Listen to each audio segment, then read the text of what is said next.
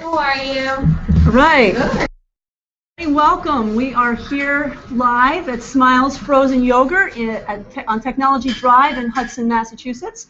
And my name is Deborah Owen, and I'm going to be talking with candidate for Selectman, Chris Yates. And we are here with a bunch of questions that Chris is going to answer for us. But we're also available if there are people in the audience who would like to ask some questions. That is totally fine too. So, Chris, welcome. Glad you could be here with us today. Thank you. Thank you for having me. Yeah, great. So listen, why don't we get started by having you tell us a little bit about yourself? Sure. And your background, your family, and how you got to what you're doing right now. Sure. Well, I grew up here in Hudson. I graduated from Hudson High School in 1992. I went to Assumption College, got a accounting degree at Assumption College, graduated from there in 1996, and then graduated from the Quinnipiac University School of Law in the year 2000. Got married in 2000. My wife's name is Erin. We went to high school together. We started a family, and we live here in Hudson. That's great. That's great. So what kind of volunteer work have you been involved with, and what are you most proud of? I have been involved in a lot of volunteer work. I'm a member of the Rotary Club. I have been involved in coaching my children. I think the funnest part of the volunteer work that I've done is, the coaching with my kids. It's definitely been the most fun. Definitely, probably football has been the most fun so far. Mm-hmm. But the one that I'm most proud of would be the Jennifer Hunter Yates Sarcoma Foundation. It's a foundation our family started in the year 2004 when my sister-in-law passed away, and with a lot of help from the Warrilla family here in Hudson, who'd been affected by the same type of cancer, we started a foundation, and we've actually donated over $1 million through funds we've raised to Mass General Hospital to help research for a rare form of cancer called sarcoma. So I'd say that'd be the one I'm the most proud of, but also the coaching, the Rotary Club, and the other civic organizations that I'm involved in. Oh, that's great. That's great. So, and you brought a couple of your kids here, and I know yes, you. I have two of my kids here with me. Two Ryan, kids? He's 9, and he is a third grader at Farley, and then Cameron is over there in the corner eating his ice cream, and he is a first grader at Farley. And then my 2-year-old daughter Kennedy is home sleeping. Home sleeping. Yes. That's a good place to be sometimes, isn't it? So let's go back a little bit. What caused you to get involved in Hudson town politics? Well, I've always been interested in politics. I've always been interested in the town of Hudson. I have a couple of family members that are, one was a selectman in the 1980s and one was a selectman in the 1950s. Mm-hmm. And that person was also on the school committee in the 1930s. So I'd always been exposed to the history of it a little bit. I got involved. I ended up running and was class president of my high school class at Hudson High, and I think that's what started this. No one told me that I had to be class president for the rest of my life, but that's what I am. And then around the year 2000, Hudson was trying to build a new high school, and I got involved in the building of the new high school. And I think that's kind of when I caught the bug of being involved locally. The high school passed 2-1. It was in desperate need of replacement. And the next year I ran for the school committee, and I was on the school committee for 10 years. And then after 10 years I decided to run for the Board of Selectmen, and that was 3 years ago, and here I am running for re-election to the Board of Selectmen. Wow. Wow. What is it you like about being able to be part of the town community and the government? I think that, and I talked about this a little bit last night, when I was on the school committee, there was definitely a sense of camaraderie and the sense of accomplishment, because sometimes it can be a thankless job. Mm-hmm. There's a sense of accomplishment that you're doing something that's best for the town. I got that feeling a lot, both on the school committee and on the Board of Selectmen, when you're able to accomplish something like building a new school, Mm-hmm. like a development or something that you're working on as a member of the Board of Selectmen, something that just helps your hometown and it makes you feel good. I think that's the biggest part of it, is doing something good for the people of Hudson. Yeah, and make it a especially when better you place. can see something grow out of it, like the Yes. school or some of these other things. Yep. That's great. What do you see as some of the major issues facing the town of Hudson right now? Well, in my opinion, the single largest issue is the water. We have a situation where we have 2 wells that were not filtered, and they were very high in iron and manganese. And that's the Kane well and the Cranberry well. And the Kane well is now filtered, and the Cranberry well will be filtered and back online by the end of the year. So that was a major crisis, and we're still going to be in stricter water ban than normal for this summer, but after all the water is back up and running, we should be able to loosen up on the water ban a little bit. The problem with what we're doing is we're going to be filtering all of our water through the same location. 90% of the town water will be going through one filtration system, so I think that we'll have some challenges in managing the upkeep on that particular filtration system, and I think that will remain a challenge even after it's all fixed. Another major challenge we have are the condition of the infrastructure in Hudson. We have a police department that is in dire need of repair. We have a you mean the building? The building itself. Okay, yep. The DPW building is in dire need of repair. We have roads that are crumbling, and we need to pay attention to a lot of this deferred maintenance. Yeah, it builds up after a while if you don't keep staying on top of it. It's just like a house. Correct. Yeah. So this is a more technical question. Do you support the purchase of the 26-plus acres of open space as identified in Articles 13 and 14 of the town meeting warrant? I do support the purchase of the open space. I think that we need to be very careful when we're purchasing it. I think that we need to make sure, right now, the way it's worded, we have easement access to the property. I think open space is very important for a town, and we need to protect as much of it as we can. We need to have a proper plan in place. We have easement access to it. I'd like to see us expand that and purchase an adjacent parcel of land so that we could have parking, so that people could actually go to this land and park and be able to enjoy hiking and trails. We have about 60 acres of open space out on Route 85. Which is the Danforth lot, the Danforth Falls, and there's really no parking there. If you're familiar with the area, there's a little dirt spot where people can pull in and park, and I'd like to see the access to this and the parking really be looked at so that we could provide a parking area so that it could be enjoyed by many people. Right, right. That's always a tricky one, trying to find the open space, trying to find the access to it, right, and not getting any of the abutters upset. And correct. There's a lot of stuff that goes into stuff like yes. that. Yeah, yep. Yeah. Can you comment on your thoughts on the present deficit in the school budget? Well, we had a deficit that was over $1 million. I believe it was somewhere around $1.2 million. Since that time, the deficit has come down. We've received some additional state aid. When I believe we have it down to about $600,000 or $700,000. The good thing about Hudson is that we have a healthy balance in our school choice fund, which has helped us. I'm not necessarily an advocate for school choice, but it has been very generous to Hudson in that we have been able to attract about on average, about 120 kids in every year, and we lose about 10 or 20. So we have a net gain of about 100 students a year, which causes us to have a surplus in that fund. I think that hopefully that will cover us this year, but the deficit in the school budget is ongoing and definitely needs to be addressed. What there's a structural deficit with the new Quinn Middle School. There are programs there that need to be there because it's a middle school, because it's a 3-grade middle school, to make all 3 grades the same as far as foreign language and electives.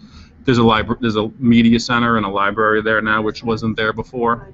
So all of these things need to be funded, and they weren't funded in the new budget. So this is going to continue every single year until we address the problem, and we've got to address it for the next year. Right, right.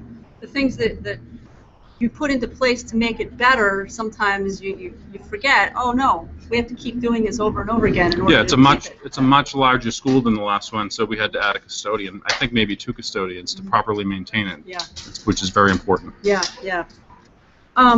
So in general, do you think the town of Hudson is in a pretty strong financial position? What's your view on that? I think we're in a strong financial position in that we've balanced the budget over the past years, and that we have not had to have the layoffs that other towns have had to have.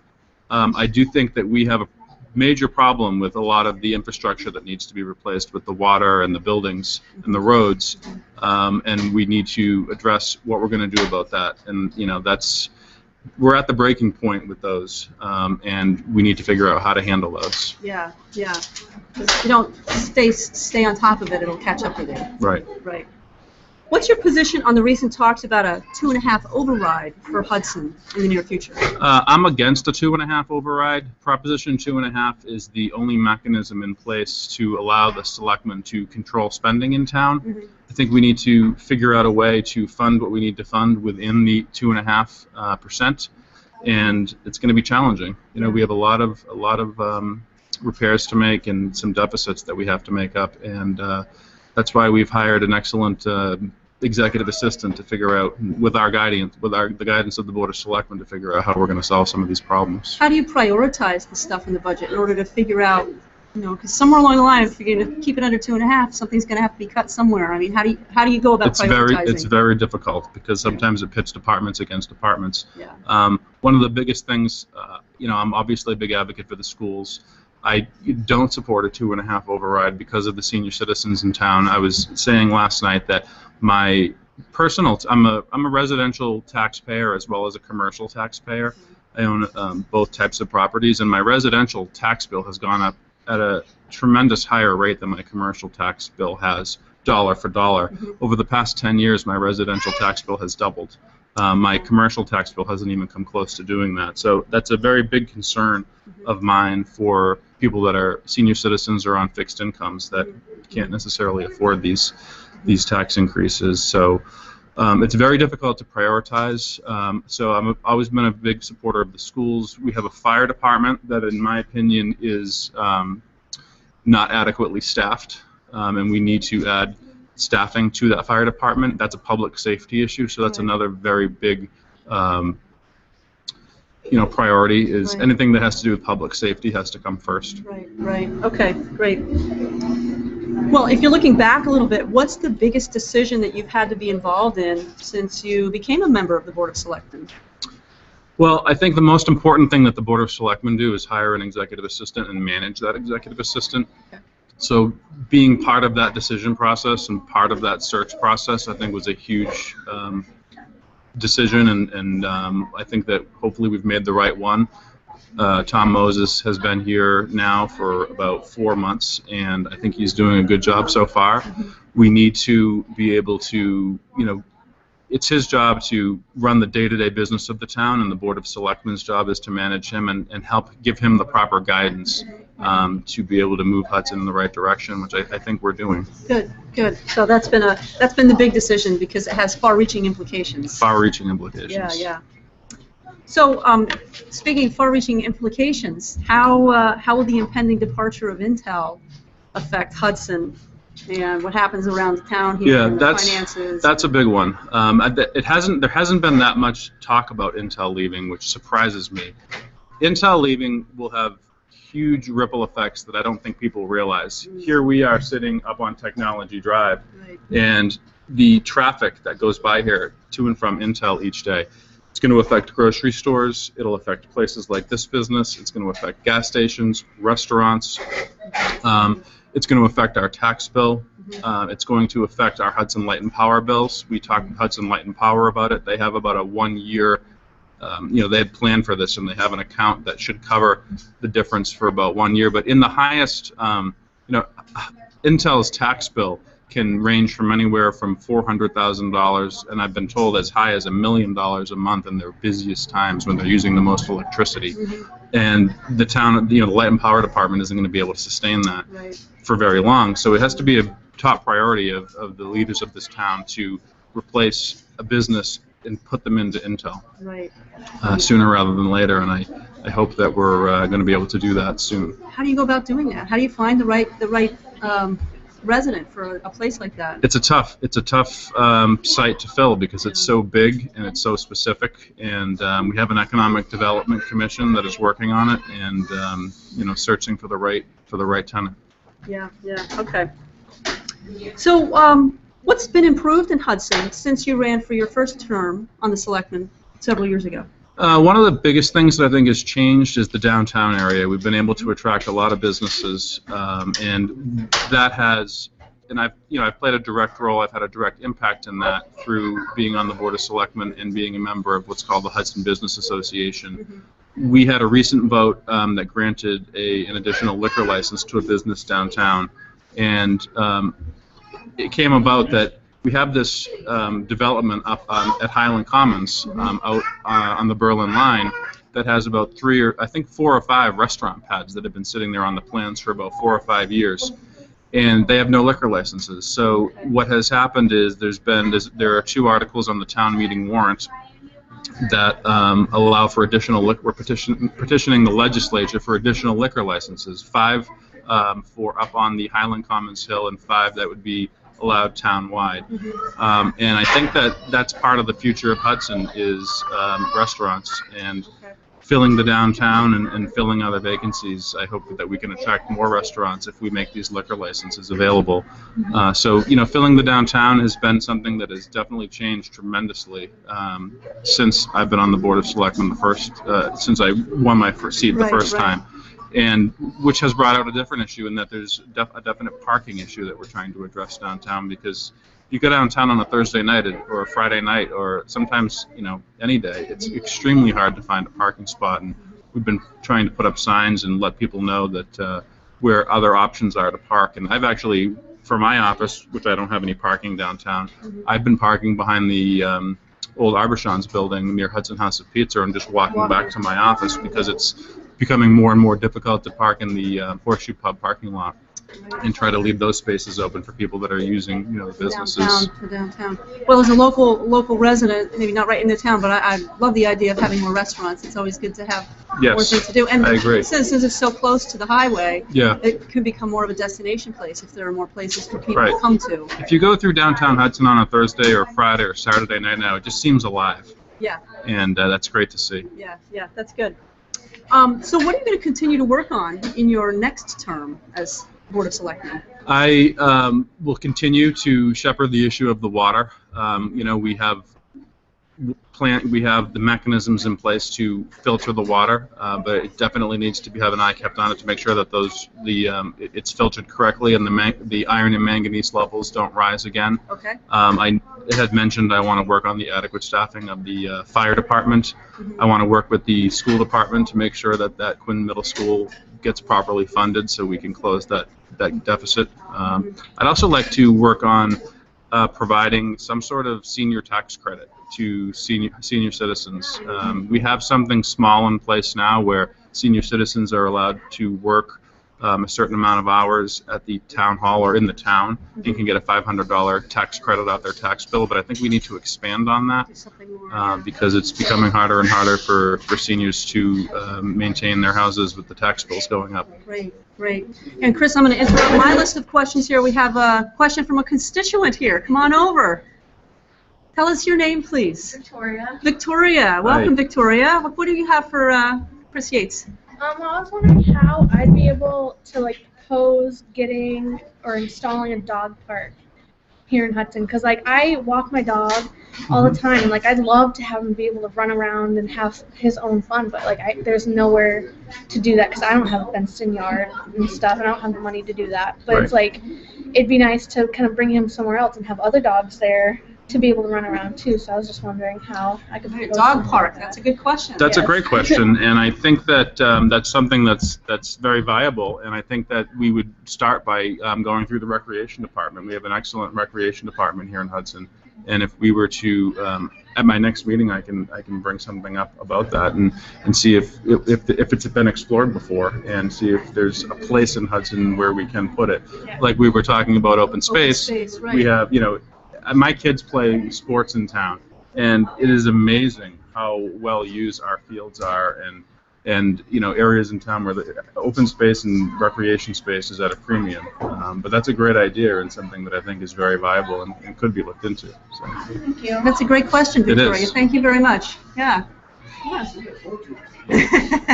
Needed a little push. That was great. Thank you.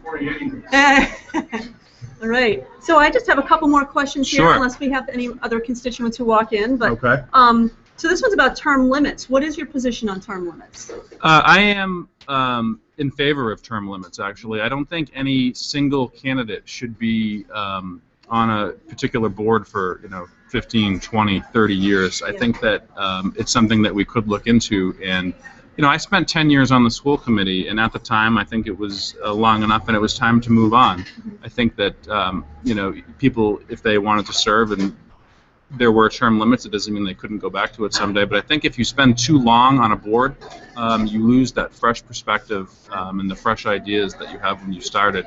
I think that when you're on a board for 2 terms or 3 terms, I mean, it doesn't have to be limited to 2. It could be 3. It could be 4, maybe. But after that time frame of like 9, most of the terms in town are 3 years. But after that 9 or 12 years, I think it's time to let fresh blood. Try something else. Take over, and if we were able to discuss town term limits in town, it's certainly something that I would subject myself to. I wouldn't grandfather myself out of it. I would abide by what decision was made, and I don't plan on doing this forever. Being a selectman in town is not my career, and I often think about a resident of Hudson who was a former selectman who ended up becoming governor of Massachusetts and ambassador to Canada, and he would spend. If you follow his career, he spent a couple terms on the board of selectmen, a few terms in the state legislature, then the state senate, and was constantly moving onward and upward and onto new things. And I think that's important. And he never forgot where he came from. But he was constantly moving, which I think was a big help to his career. That's great. That's great. Well, in the absence of any other constituent questions, I'll just ask you one final question. Is there anything else that you would like people to think about or be aware of or consider before they go to the polls in a week and a half?